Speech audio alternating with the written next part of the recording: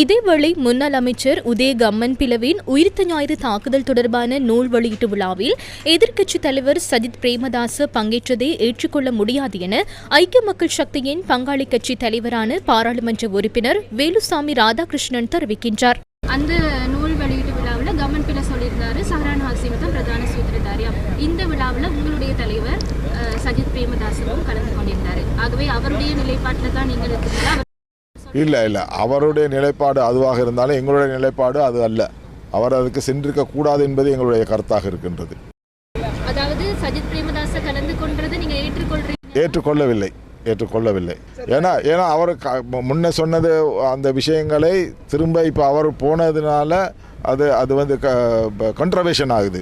ஏற்கனவே பாராளுமன்றத்தில் அவர் சொன்னது, வெளியில் சொன்னது, அன்னைக்கு அந்த கூட்டத்துக்கு போனது ஒரு கண்ட்ரவேஷனை உண்டாக்குது. ஆகவே அந்த கண்ட்ரவேஷன் இல்லாமல் இருக்கிறதுக்காக அவர் ஒதுங்கி இருக்கலாம். கட்சி ஒரு நிலைப்பாடு இல்லாமல் தான் போய்கிட்டு இருக்காங்க. சூத்திரதாரியை கண்டுபிடிச்சா சூத்திரதாரியை அரசாங்கம் தான் அறிவிக்கணும் யாருன்னு. இப்படி ஒரு புஸ்தகம் எழுதி சூத்திரதாரியை அறிவிக்கிறேன்னா எல்லாமே அறிவிச்சிட்டு போவான். அப்போ அதுக்கு ஒரு முடிவு இல்லாமல் போயிடும். இது அரசாங்கம் சூத்திரதாரி இன்னாருன்னு சொன்னால் அதை நாங்கள் ஏற்றுக்கலாம்.